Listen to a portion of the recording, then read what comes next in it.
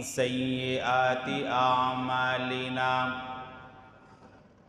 من يهده الله فلا مضل له ومن يضلله فلا هادي له ونشهد أن لا إله إلا الله وحده لا شريك له ونشهد أن سيدنا وسندنا وحبيبنا وطبيبنا ومولانا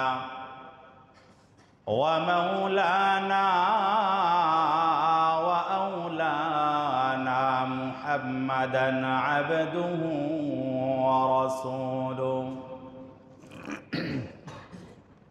أرسله الله تعالى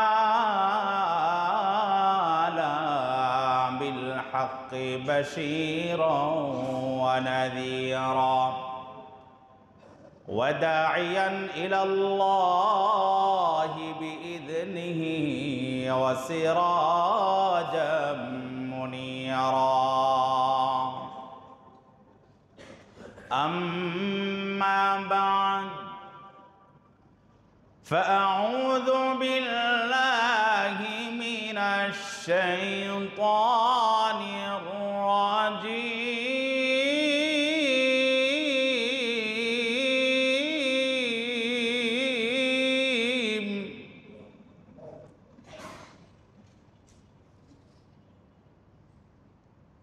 بسم الله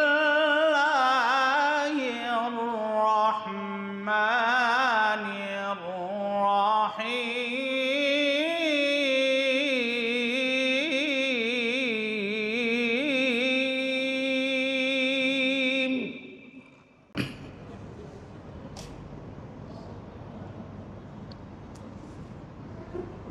ما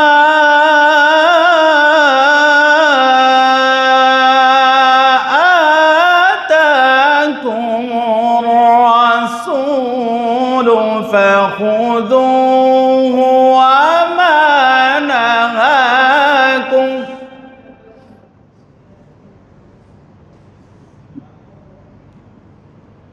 وما نهاكم عنه فانتهوا واتقوا الله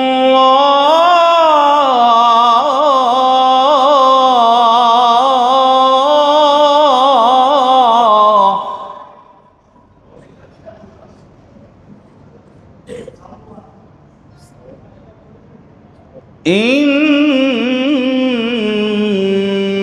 الله شديد العقاب.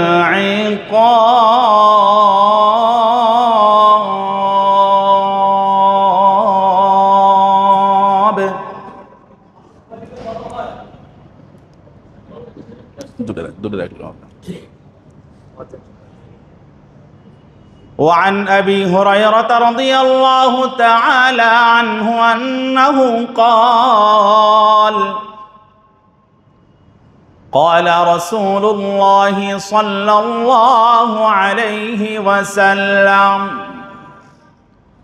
كل أمتي يدخلون الجنة إلا من أبى. قيل: ومن يأبى يا رسول الله؟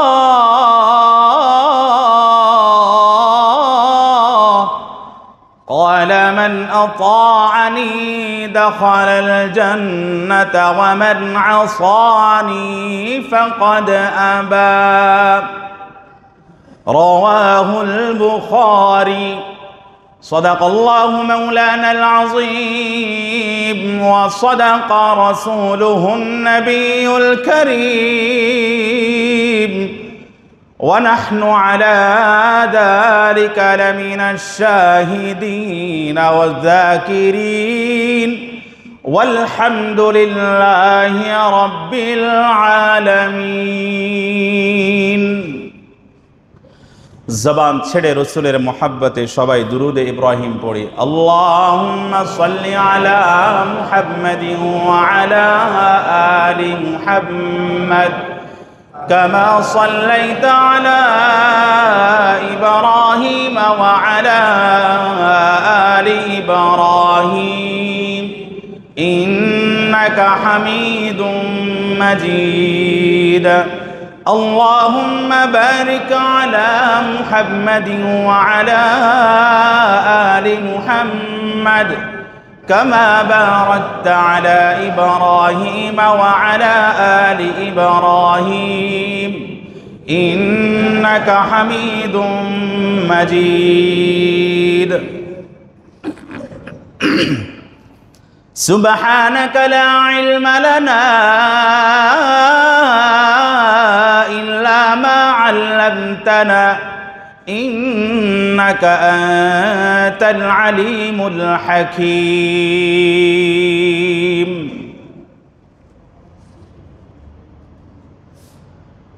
الحمد لله الله جل جلاله আম্মা নওয়ালুহুর শাহী দরবারে লাখো কোটি শুকরিয়া আদায় করছি যে আল্লাহ আমাদেরকে 1447 হিজরির সফর মাসের প্রথম জুমা আদায়ের জন্য উপস্থিত হওয়ার তৌফিক দানে ধন্য করেছেন। এজন্য সেই মহান রবের আলিশান দরবারে একবার ইমানের আওয়াজকে উঁচু করে কালিমাতুশ শুকর হাদিয়া পেশ করি। সবাই কোরাস কণ্ঠে বলি আলহামদুলিল্লাহ। খুতবার সময় একটু সাউন্ডটা বেশি হয়, স্বাভাবিক কথায় সাউন্ড সমস্যা নেই।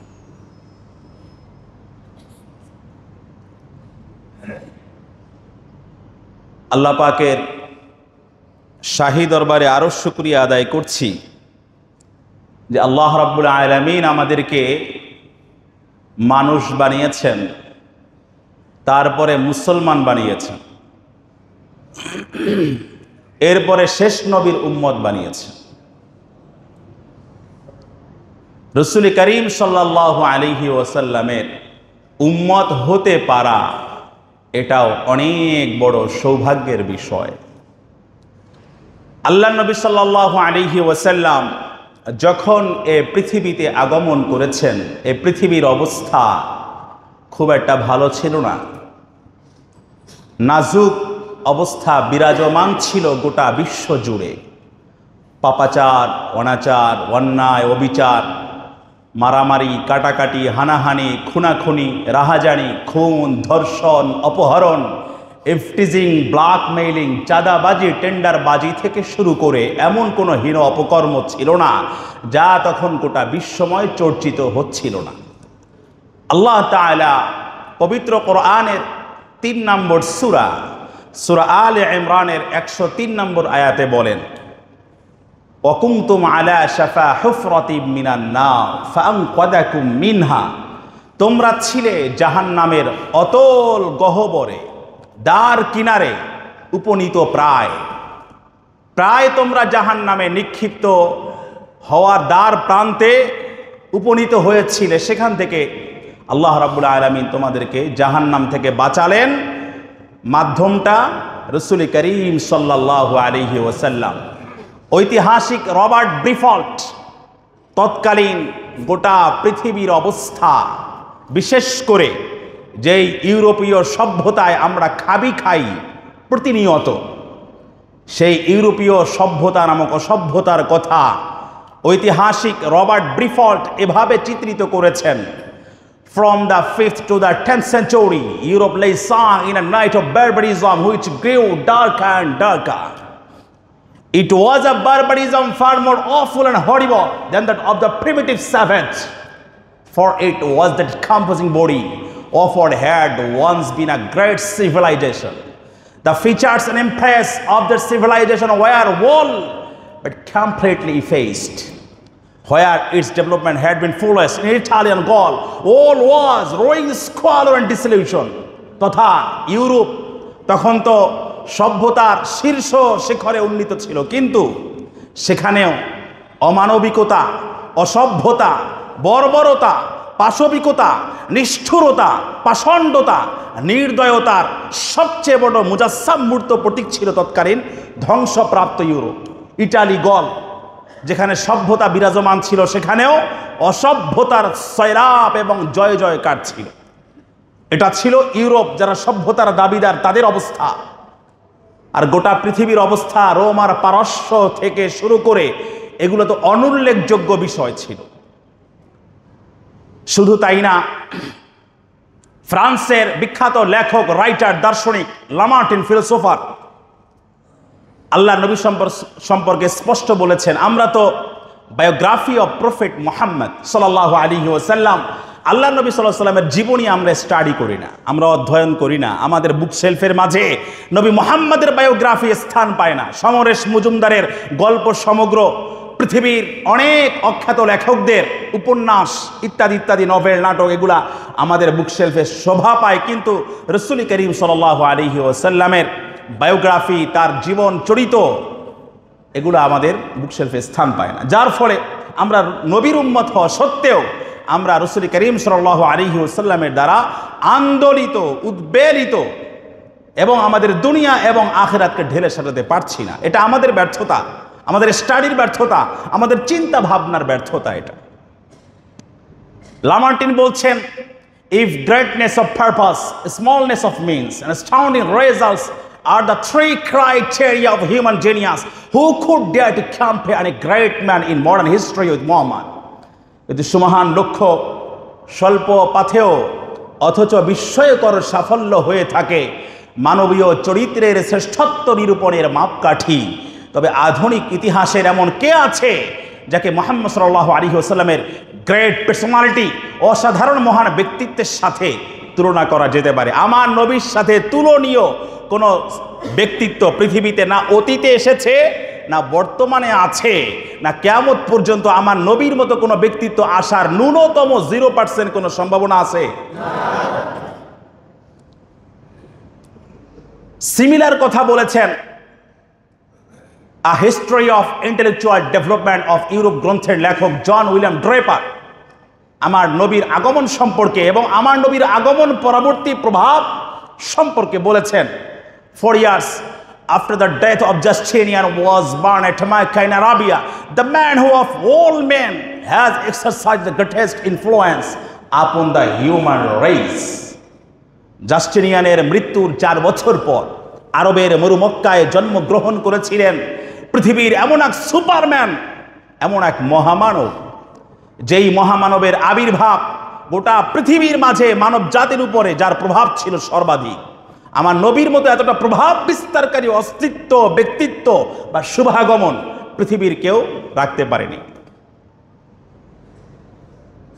অদ্ভুত এবং বিস্ময়কর ব্যাপার হচ্ছে, আজ থেকে প্রায় 100 বছর আগে খ্রিস্টান লেখক থমাস কার্লাইল মুহাম্মদ সাল্লাল্লাহু আলাইহি ওয়াসাল্লামকে দ্য সুপ্রিম হিরো হিসাবে আখ্যায়িত করেছেন। আর 20 শতাব্দীর শেষ দিকে এসে another আমেরিকান খ্রিস্টান রাইটার মাইকেল এইচ হার্ট দি 100 নামক গ্রন্থ রচনা করেছেন, যেখানে বিশ্ব ইতিহাসের সর্বাধিক 100 প্রভাবশালী মহামনীষীর জীবন আলেখ্য রচনা করে সেখানে মুহাম্মদ সাল্লাল্লাহু আলাইহি ওয়াসাল্লামকে সর্বাগ্রে, সবার উপরে সঙ্গত কারণেই স্থান দিতে বাধ্য হয়েছিলেন। সুবহানাল্লাহ। গুরুদত্ত সিং বই লিখেছেন, তোমাকে ভালোবাসি হে নবী। বাংলায় এই নামে বই আছে, তোমাকে ভালোবাসি হে নবী, গুরুদত্ত সিং। আমি এই যে কয়েকটা রেফারেন্স দিলাম, এর দ্বারা উদ্দেশ্য হচ্ছে আমাদের বিবেককে জাগ্রত করা, আমাদের হৃদয় রাজ্যে তোলপাড় সৃষ্টি করা। আমরা যেই নবীর উম্মত, সেই নবীকে, সেই নবীর লাইফস্টাইলকে, সেই নবীর ব্যক্তি জীবন, পারিবারিক জীবন, সামাজিক জীবন, রাষ্ট্রীয় জীবন থেকে শুরু করে আন্তর্জাতিক পরিমণ্ডল পর্যন্ত তার যে শাশ্বত কালজয়ী জীবন, ধর্ম, দর্শন, অনুপম আদর্শ আছে, সেটাকে আমরা বেমালুম ভুলে গেছি। नक्शे कदम नबी के है जन्नत के रास्ते, अल्लाह से मिलाते हैं सुन्नत के रास्ते, तू कुजा वो सुन्नते अहमद कुजा बा मुहम्मद कैशवद निस्बत तुरा। আল্লাহর নবীর সুন্নাহর অনুসরণ করা ছাড়া দুনিয়া এবং আখেরাতে আমরা কেউই সফল হতে পারবো না। আল্লাহ নবীর কি কি কর্মসূচি ছিল? পবিত্র কোরআনের সূরা আলে ইমরানের 164 নম্বর আয়াতে 4 নম্বর পারা 10 নম্বর পৃষ্ঠায় আল্লাহ রাব্বুল আলামিন ইরশাদ করেছেন, لقد من الله على المؤمنين إذ بعث فيهم رسولا من أنفسهم يتلو عليهم آياته ويزكيهم ويعلمهم الكتاب والحكمة وإن كانوا من قبل لفي ضلال مبين। আল্লাহ তাআলা মুমিনদের উপরে অনুগ্রহ অনুকম্পা বর্ষণ করেছেন এভাবে যে তাদের ভেতরকার একজনকে চয়ন করে ইলেক্টেড করে আল্লাহ রাব্বুল আলামিন আমাদের হেদায়েতের জন্য আলোকবর্তিকা বানিয়েছেন। ঘুটঘুটে আধারে চিরন্তন আলোর মিনার বানিয়েছেন রাসূল করিম সাল্লাল্লাহু আলাইহি ওয়াসাল্লামকে। এবং তার মৌলিক 4টা কর্মসূচি ছিল। তার ভেতর 1 নম্বর হচ্ছে ইয়াতলু আলাইহিম আয়াতি। রাসূল করিম সাল্লাল্লাহু আলাইহি ওয়াসাল্লামের প্রথম প্রধান সুপার স্টেপ এবং কর্মসূচি হচ্ছে তিনি মানুষের মাঝে কোরআনে কারীমকে নান্দনিকভাবে সুরের ঝংকার তুলে তেলাওয়াত করে শোনাবেন। কোরআন তেলাওয়াতের দরকার আছে না নাই? 1 নম্বর কর্মসূচি ছিল আমার নবীর কোরআনে মাজিদকে তেলাওয়াত করে শোনাবেন। 2 নম্বর কর্মসূচি ছিল ওয়ায়ুযাক্কিহিম, অন্তঃকরণকে পিউরিফাই করবেন, মডিফাই করবেন, পরিশুদ্ধ করবেন। কারণ আমার আপনার সবার হৃদয়, আমাদের এই মনোজগৎ যখন পরিবর্তন হয়ে যাবে তখন আমাদের সকল কাজ অ্যাক্টিভিটিস, আমাদের চলন বলন লিখন পঠন পাঠন উচ্চারণ আচরণ, আমাদের চিন্তা, আমাদের ব্যবসা বাণিজ্য চাকরি বাকরি লেনদেন মুআমালা সহ এক কথায় আমাদের এভরি লাইফ, টোটাল লাইফ এবং জীবনটাই রাসূল করিম সাল্লাল্লাহু আলাইহি ওয়াসাল্লামের সুন্নায় আলোকিত হয়ে যাবে। ওয়ায়ুযাক্কিহিম, এজন্য মানুষের মনোজগৎ অন্তঃকরণকে পরিশুদ্ধ করার কথা বলা হয়েছে এখানে। এটা আল্লাহ নবীর 2 নম্বর কর্মসূচি ছিল। একজন আলেমের জন্য একই কর্মসূচি। নবী তো এখনো বেঁচে নেই, আমরা যারা নবীর ওয়ারিসিন উত্তরাধিকারী আছি, এই মেম্বারে বসে আমাদের কাজ হচ্ছে জাতিকে, উম্মাকে, পথহারা মানুষকে গভীর দরদ এবং ব্যথা নিয়ে এই উম্মতকে জাহান্নাম থেকে জান্নাতের পথ নির্দেশ করা, পথ প্রদর্শন করা।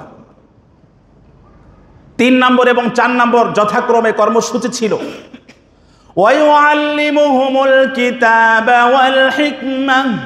কিতাবকে শুধু তেলাওয়াত করলেই হবে না, বরং শিক্ষা দিতে হবে। শুধু মাদ্রাসার ছাত্রদেরকে কোরআন শেখাবো, ইসলাম এটা বলেনি, কোরআন এটা বলেনি। পোপতন্ত্র কায়েম করার ধারণা, ইসলাম এটাকে অনুমোদন করে না। শুধুমাত্র মাদ্রাসার ছাত্ররা এই কোরআন শিখবে, এটা ইসলাম বলেনি। ইসলাম বলেছে তুমি মুসলমান, তুমি আমার বান্দা রাসূলের উম্মত, অবশ্যম্ভাবী রূপে কোরআন সুন্নাহ ইসলামের শরিয়া এটার বিধিবিধান আহকাম সংবিধিবদ্ধ আইন এগুলা তোমাকে ধারণ করতে হবে, এগুলো তোমাকে চর্চা করতে হবে, এগুলো তোমার প্র্যাকটিক্যাল লাইফে প্রতিনিয়ত প্র্যাকটিস করতে হবে, শিখতে হবে। ওয়াল্লিমুহুমুল কিতাব। আর আলেম এই মেম্বারে বসে জুমার মেম্বারে অথবা তাফসিরের সেমিনার সিম্পোজিয়াম ইনডোর আউটডোর প্রোগ্রামে এই জাতিকে কোরআন শিখাবেন। ইয়াল্লিমুহুমুল কিতাব। 4 নম্বর হচ্ছে ওয়াল হিকমা।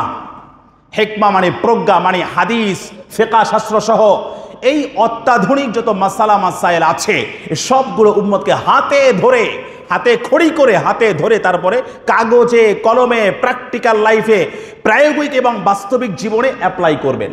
ওলামায়ে কেরামের এটা দায়িত্ব। নবীর দায়িত্ব মানে এখন বর্তমানে নবী নেই, ওলামায়ে কেরামের দায়িত্ব। আর উম্মার দায়িত্ব হচ্ছে ওলামায়ে কেরামের জন্য এরকম জাতীয়ভাবে সামাজিকভাবে স্পেস করে দেওয়া, তারা যেন খেদমতগুলো সুচারুরূপে সুষ্ঠুভাবে বাধাহীনভাবে দ্বিধাহীন চিত্তে আঞ্জাম দিতে পারেন।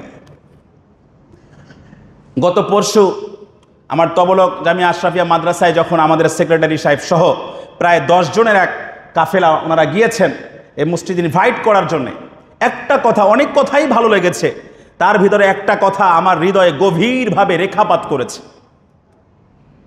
আমাদের নাজমুল ভাই সেক্রেটারি হিসেবে স্পষ্ট বলেছেন যে হুজুর আমরা কমিটির খতিব না, আমরা আপনাকে মসজিদের খতিব হিসাবে এখানে নিতে আসছি। আমরা কথাটা আমার খুব ভালো লেগেছে। মসজিদের খতিব হতে হবে সবাইকে, কমিটির খতিব নয়। আর স্বয়ং কমিটি থেকে যদি এ কথা আসে, নিঃসন্দেহে এটা মুবারকবাদ এবং সাধুবাদ পাওয়ার যোগ্য।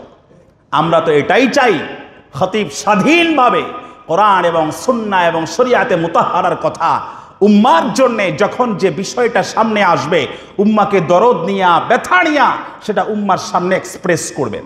এটাই একজন খতিবের দায়িত্ব। এবং প্রসঙ্গক্রমে আমি এটা স্পষ্টত বলি, আমি এই মিরপুর ঐতিহাসিক ৬ নম্বর কেন্দ্রীয় মসজিদকে আমি কোনো আঞ্চলিক মসজিদ মনে করি না। আয়তনের বিচারে আমার দেখা মতে ঢাকা শহরে বাইতুল মুকাররমের পরে সবচেয়ে বড় স্ট্রাকচার কাঠামো বিচারে সবচেয়ে বড় মসজিদ হচ্ছে এটা। গুলশান আজাদ বলেন, মহাখালী গাউসুল আজম বলেন, ধানমন্ডি তাকুয়া বলেন, সব মসজিদে ঢাকাতে আমার যাওয়া হয়েছে মোটামুটি কম বেশি প্রোগ্রামের সূত্র ধরে। এজন্য আমি এটাকে কোনো আঞ্চলিক মসজিদ এটা বলতে চাই না। এটা আমার আজকের এই জয়েনিং জুমার প্রথম ঘোষণা। এটা আমি এটাকে অন্যতম জাতীয় মসজিদের পর্যায়ভুক্ত বলে মনে করি,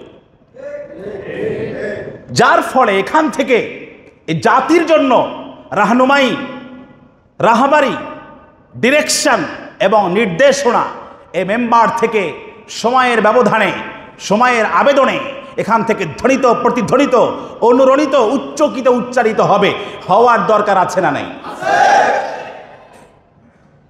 আজকের পর থেকে আনুষ্ঠানিকভাবে এই ৬ নম্বর মসজিদকে আমি আমার জায়গা থেকে অ্যাজ আ খতিব আমি এটাকে আঞ্চলিক মসজিদের পরিবর্তে অন্যতম জাতীয় মসজিদের পর্যায়ভুক্ত বলে আমি ঘোষণা দিলাম।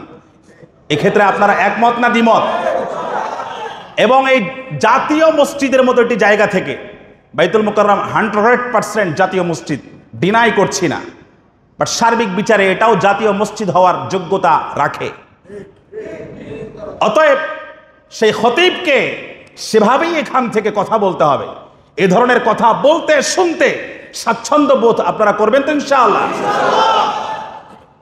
আল্লাহ রাব্বুল আলামিন পবিত্র কোরআনের 33 নম্বর সূরা আহজাবের 45-46 নম্বর আয়াতে বলেন, নবী আমি আপনাকে 5টা গুণাগুণ দিয়ে পাঠিয়েছি।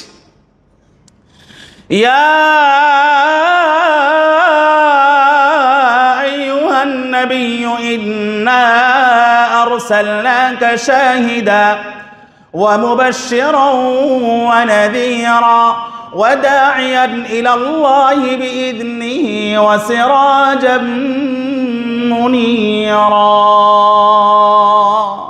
হে নবী, ইয়া আইয়ুহান নবী, পবিত্র কোরআনে সব জায়গায় অন্য অন্য নবীদের নাম ধরে আল্লাহ রাব্বুল আলামিন সম্বোধন করেছেন, ইয়া মুসা, ইয়া ঈসা, ইয়া জাকারিয়া, ইয়া ইয়াহইয়া, কিন্তু আমার নবীকে ইয়া মুহাম্মদ কখনো বলেন নাই। আমার নবী সম্মানে সব জায়গায় বলেছেন ইয়া আইয়ুহান নবী, ইয়া আইয়ুহাল মুদ্দাসসির, ইয়া আইয়ুহাল মুযাম্মিল।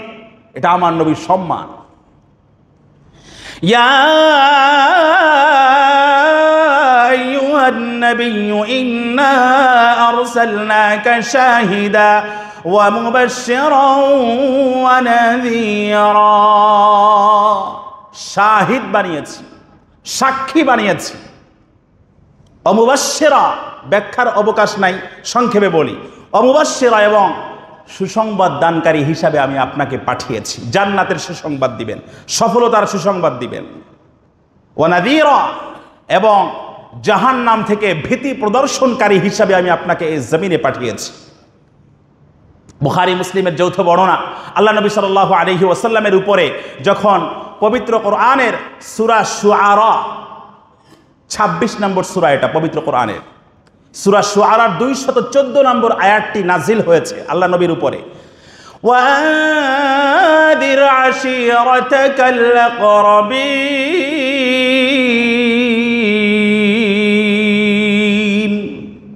হে নবী আপনি আপনার নিকট আত্মীয় স্বজন যারা আছে এট ফার্স্ট সর্বাগ্রে এদেরকে আপনি কোরআনের কথা, সুন্নাহর কথা, তাওহীদের কথা, রিসালাতের কথা, আখিরাতের কথা আপনি ধ্বনিত প্রতিধ্বনিত করুন। আগে তাদেরকে আপনি দাওয়াত দিন। আল্লাহ নবী সাল্লাল্লাহু আলাইহি ওয়াসাল্লাম এরপরে সবাইকে জমা করলেন। মক্কার কুরাইশের যত শাখা গোত্র আছে সবগুলোকে সমবেত করলেন এক জায়গায় পাহাড়ের পাদদেশে। ফাআম্মা ওয়া খাসসা, সবাইকে একে একে তিনি সম্বোধন করছিলেন গোত্র নাম ধরে ধরে। তারপরে আল্লাহ নবী সাল্লাল্লাহু আলাইহি ওয়াসাল্লাম বলছিলেন, ইয়া বনি কাব ইবনে লুয়াই আনকিদু আনফুসাকুম মিনান নার, হে কাব ইবনে লুয়াইয়ের সন্তানেরা, তোমরা জাহান্নামের আগুন থেকে নিজেদেরকে বাঁচাও। ইয়া বনি মুররা ইবনে কাব আনকিদু আনফুসাকুম মিনান নার, হে মুররা ইবনে কাবের বংশধর, তোমরা জাহান্নামের আগুন থেকে তোমাদেরকে বাঁচাও। ইয়া বনি আব্দি শামস আনকিদু আনফুসাকুম মিনান নার, হে আব্দে শামসের সন্তানেরা বংশধর, তোমরা তোমাদের নিজেদেরকে জাহান্নামের আগুন থেকে বাঁচাও। ইয়া বনি আব্দি মানাফ আনকিদু আনফুসাকুম মিনান নার, হে আব্দে মনাফের বংশধর উত্তরসূরি যারা আছো, তোমরা তোমাদের নিজেদেরকে জাহান্নামের আগুন থেকে বাঁচাও। ইয়া বনি হাশিম আনকিদু আনফুসাকুম মিনান নার, হে বনু হাশেমের সন্তানেরা, তোমরা নিজেদেরকে জাহান্নামের আগুন থেকে বাঁচাও। ইয়া বনি আব্দুল মুত্তালিব আনকিদু আনফুসাকুম মিনান নার, হে আব্দুল মুত্তালিবের যারা পরবর্তী বংশধর, তোমরা তোমাদের নিজেদেরকে জাহান্নামের আগুন থেকে বাঁচাও। ইয়া ফাতিমা বিনতা মুহাম্মদ সাল্লাল্লাহু আলাইহি ওয়াসাল্লাম আনকিদি নাফসাকি মিনান নার, হে আমার জিগার গোশা কলিজার টুকরা নবী নন্দিনী হযরতে ফাতেমা, তুমি তোমার নিজেকে জাহান্নামের আগুন থেকে বাঁচাও। কারণ এতগুলা নাম বলে বলে আল্লাহর নবী শেষে বললেন, মুসলিম শরীফের বর্ণনা এবং বুখারী মুসলিমও হাদিসটা আছে, ফাইন্নী লা আমলিকু লাকুম মিনাল্লাহি শাইআ, কারণ আমি তোমাদেরকে জাহান্নাম থেকে বাঁচাবার বিন্দু মাত্র কোনো ক্ষমতা ধারণ করি না। বুখারী মুসলিমের রিওয়ায়াতে আছে, ফাইন্নী লা উগনি আনকুম মিনাল্লাহি শাইআ, কারণ আমি তোমাদেরকে জাহান্নামের আগুন থেকে বাঁচাতে পারবো না। এবং হযরতে ফাতেমাকে আল্লাহ নবী সম্বোধন করে এটাও বললেন, ইয়া ফাতিমা বিনতা মুহাম্মদ সালিনি মা শিইতি, হে আমার কন্যা ফাতেমা, তোমার যত সম্পদ মনে চায় পার্থিব জীবনের সম্পদ মালি সব আমার কাছে চাও, কিন্তু ফাইন্নী লা উগনি আনকি মিনাল্লাহি শাইআ, কিন্তু জাহান্নামের আগুন থেকে তো আমি তোমাকে বাঁচাতে পারবো। এই হলো নাজিরের অর্থ। আল্লাহ নবী সাল্লাল্লাহু আলাইহি ওয়াসাল্লাম তার আশপাশের যত গোত্র ছিল, শাখা গোত্র ছিল, আত্মীয় স্বজন ছিল, সবাইকে মাতৃকুল পিতৃকুল এবং শাখা গোত্র আত্মীয় স্বজন সবাইকে একসাথে সম্বোধন করে বলেছেন, জাহান্নামের আগুন থেকে তোমরা তোমাদের ঈমান এবং আমলের মাধ্যমে নিজেদেরকে বাঁচাও। আমি বাঁচানোর কোনো ক্ষমতা রাখি না, আমল করবো না, শুধু শুধু আমরা আল্লাহ নবীর শাফাআত পাবো, এটা কোশ্চিনকালেও হতে পারে না। কিয়ামতের ময়দানে বুখারী মুসলিমের যৌথ বর্ণনা, হযরতে সাহাল ইবনে সাদ রাদিয়াল্লাহু তাআলা আনহু থেকে বর্ণিত হাদিস, যখন নাকি আল্লাহ নবী সাল্লাল্লাহু আলাইহি ওয়াসাল্লামের সামনে সুপারিশের জন্য এই গুনাহগার উম্মতেরা আসবে, তখন দেখবে আমলে কোনো মিল নাই, ঈমানে মিল নাই, লাইফস্টাইলে মিল নাই, জীবন চরিত অন্যরকম, লাইফস্টাইল অন্যরকম, জীবনের লোগো বানিয়েছে অন্য কিছুকে, আমার আদর্শকে নয়। তো আল্লাহর নবী তখন বলবেন, সুহকান সুহকান লিমান গায়্যারা বাদি, আমার পরে আমার দ্বীন ধর্ম দর্শনকে যারা পরিবর্তন করে দিয়েছো, তোমরা আমার থেকে দূরে সরে যাও, তোমাদের জন্য আজকের শাফাআত বরাদ্দ নয়। এই জন্য আল্লাহ নবীর শাফাআত পাওয়ার জন্য আল্লাহ নবীর ইতাআত আনুগত্য করার দরকার আছে না নাই? আল্লাহ নবীর আনুগত্য করলে 5টা লাভ, 5টা প্রফিট বেনিফিট আল্লাহ দুনিয়াতেও দিবেন, আখিরাতেও দিবেন। এবং এটা পবিত্র কোরআনে বিবৃত বর্ণিত হয়েছে। আল্লাহ নবীর ইতাআত এবং আনুগত্য করলে কি ফায়দা? যেমন আমি খুতবার মাঝে বুখারী শরীফের যে হাদিসটা উদ্ধৃত করেছি, সেখানে আছে হযরতে আবু হুরায়রা রাদিয়াল্লাহু তাআলা আনহু থেকে বর্ণিত হাদিস, কুল্লু উম্মতি ইয়াদখুলুনাল জান্নাতা ইল্লা মান আবা, কিলা ওয়া মান আবা ইয়া রাসূলুল্লাহ, ক্বালা মান আতাআনি দাখালাল জান্নাতা ওয়া মান আসানি ফাকাদ আবা। আল্লাহর নবী বললেন, আমার সকল উম্মত জান্নাতে যাবে, তবে যারা আবা অস্বীকার করবে, সাহাবায়ে কেরাম বললেন, ওয়ামাইয়া বা ইয়া রাসূলুল্লাহ, আপনাকে আবার কে অস্বীকার করে? আল্লাহ নবী সাল্লাল্লাহু আলাইহি ওয়াসাল্লাম একটা সরল সমীকরণ তুলে ধরলেন। আমার নবী বললেন, মান আতাআনি দাখালাল জান্নাতা ওয়া মান আসানি ফাকাদ আবা। যে আমার অনুসরণ করলো সে সোজা জান্নাতে প্রবেশ করবে, আর যে আমার নাফরমানি করলো, অবাধ্যতা করলো, সে অস্বীকার করলো, জাহান্নামে প্রবেশ করবে। তাহলে আমরা জান্নাতে যেতে চাই নাকি জাহান্নামে? জান্নাতে যাওয়ার জন্য আল্লাহ নবীর আনুগত্য, নিঃশর্ত নিরঙ্কুশ আনুগত্যের দরকার আছে না নাই? করতে রাজি আছি তো ইনশাআল্লাহ? হযরত আবু হুরায়রা থেকে রওয়ায়াত, মুসলিম শরীফের আরেক হাদিস, লিকুল্লি নাবিয়্যিন দাওয়াতুন মুস্তাজাবা ফাতাআজ্জালা কুল্লু নাবিয়্যিন দাওয়াতাহু ওয়া ইন্নী ইখতাবাতু দাওয়াতি শাফাআতাল লিউম্মতি ইলা ইয়াউমিল কিয়ামা ফাহিয়া নাইলাতুন ইনশাআল্লাহ মাম্মাতা মিন উম্মতি লা ইউশরিকু বিল্লাহি শাইআ। আল্লাহর নবী বলেন, প্রত্যেক নবীর জন্য বরাদ্দ হওয়া অবশ্যম্ভাবী রূপে কবুল হবে এমন একটি দোয়ার অথরিটি দিয়েছেন। প্রত্যেক নবী দুনিয়াতেই এটা প্রায়োগিক ক্ষমতা বাস্তবায়ন করেছেন, দুনিয়াতেই এটা ঘটিয়ে ফেলেছেন। কিন্তু আমার জন্য স্পেশালভাবে যে দোয়া কবুলিয়তের জন্য ওয়াদা, কমিটমেন্ট করা হয়েছে আল্লাহর পক্ষ থেকে, সেটা আমি আমার গুনাহগার উম্মতে কিয়ামতের ময়দানে সুপারিশ শাফাআত করার জন্য, রেকমেন্ড করার জন্য আমি এটাকে বহাল রেখেছি এখনো পর্যন্ত। সুবহানাল্লাহ। ওয়া ইন্নী ইখতাবাতু দাওয়াতি শাফাআতাল লিউম্মতি ইলা ইয়াউমিল কিয়ামা ফাহিয়া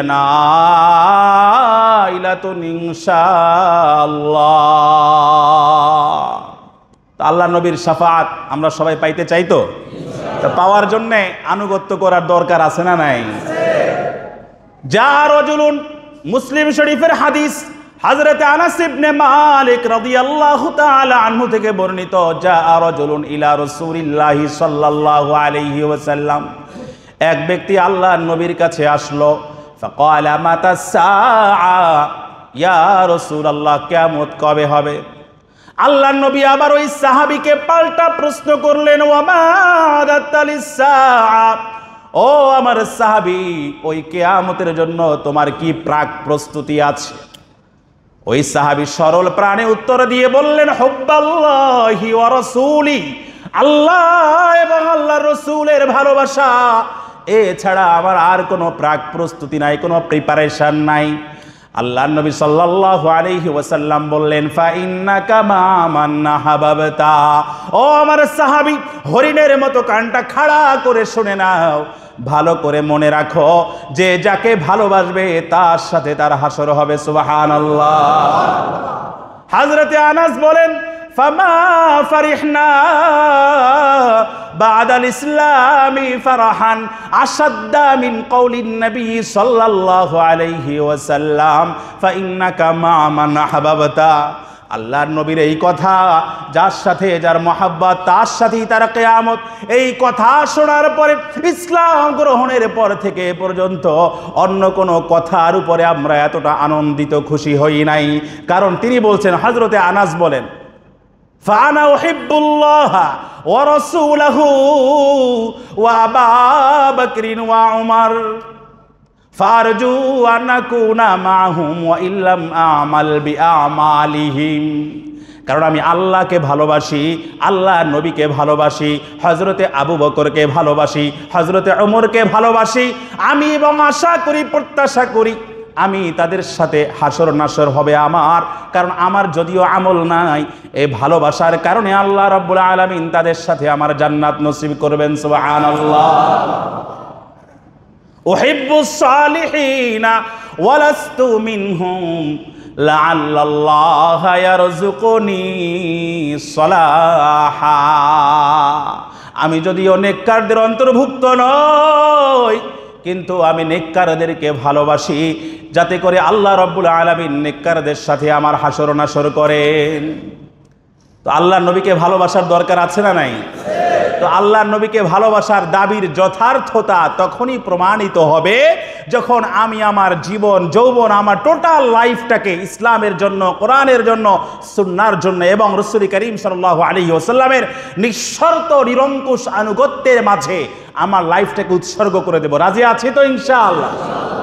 তাহলে আনুগত্য করলে 1 নম্বর ফায়দা কি? হেদায়াত পাওয়া যাবে। হেদায়াত পাইলে আমাদের আর কিছু লাগে?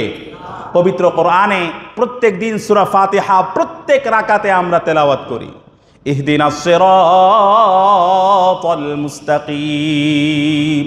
আয় আল্লাহ, সরল সঠিক পূর্ণ পথে পন্থায় আমাদেরকে পরিচালিত করুন।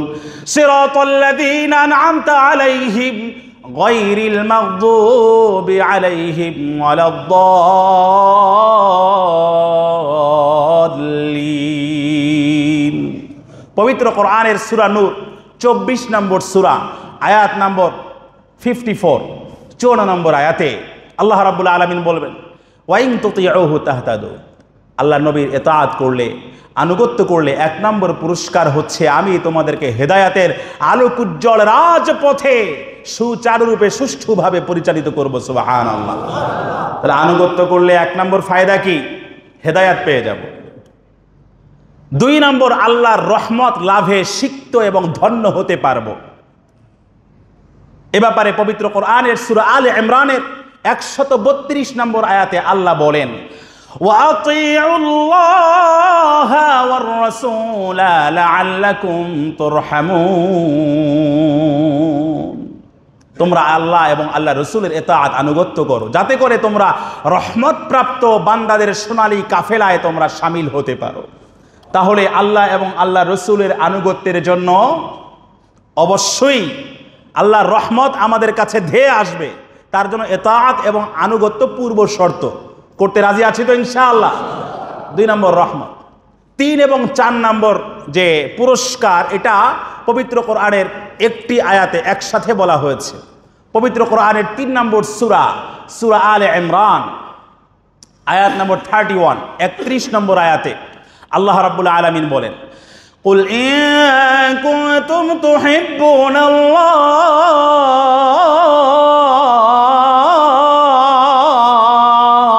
ফাত্তাবিউনি ইউহিব্বুকুমুল্লাহ ওয়া ইয়াগফির লাকুম যুনুবাকুম ওয়াল্লাহু গফুরুর রহিম।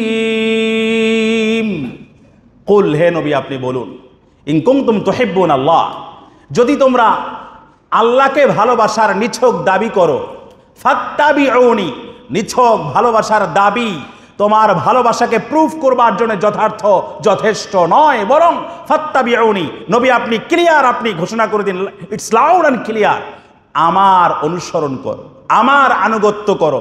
তাহলে আল্লাহ এবং আল্লাহ রসুলকে ভালোবাসার এ দাবি শুধু নিছক দাবির মাঝে সীমাবদ্ধ থাকবে না, বরং এটা কার্যক্ষেত্রে প্রতিফলিত হবে। পূর্ব শর্ত কি? আনুগত্য। ফাত্তাবিউনি, আল্লাহকে ভালোবাসার দাবি করলে আমার অনুসরণ করো, আমার আনুগত্য করো। তাহলে 3 এবং 4 নম্বর পুরস্কার হচ্ছে ইউহিব্বুকুমুল্লাহ, তাহলে আল্লাহ রাব্বুল আলামিন তোমাদেরকে ভালোবাসবেন। সুবহানাল্লাহ। আল্লাহর ভালোবাসা পাইলে আর কিছু লাগে? 4 নম্বর হচ্ছে ওয়াগফির লাকুম যুনুবাকুম, তোমাদের অতীত জীবনের যত গুনাহ খাতা আছে আল্লাহ রাব্বুল আলামিন সব ক্ষমা করে দিবেন। সুবহানাল্লাহ। আওয়াজ দিয়া বলেন না, বাংলাদেশের মুসলমান, আমাদের জীবনে কম বা বেশি গুনাহ আছে না নাই? এই গুনাহ মাফের জন্য আল্লাহ তাআলার পূর্ব শর্ত হচ্ছে আমার আনুগত্য করো, রাসূলের আনুগত্য করো। তাহলে আল্লাহ তোমাদেরকে ভালোবাসবেন। 4 নম্বরে তোমাদের অতীত জীবনের সকল গুনাহ খাতা, পাপ রাশিগুলো আল্লাহ রাব্বুল আলামিন নিঃশর্তে মোচন করে দিবেন। সুবহানাল্লাহ। আর 5 নম্বর পুরস্কার যেটা, সেটি আবার ধ্বনিত হয়েছে পবিত্র কোরআনের 4 নম্বর সূরা, সূরা নিসার 69, 69 নম্বর আয়াতে আল্লাহ রাব্বুল আলামিন বলেন, ومن يطع الله والرسول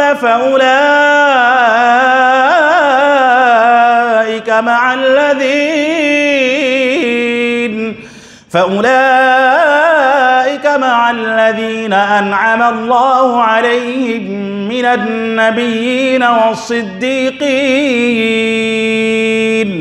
والشهداء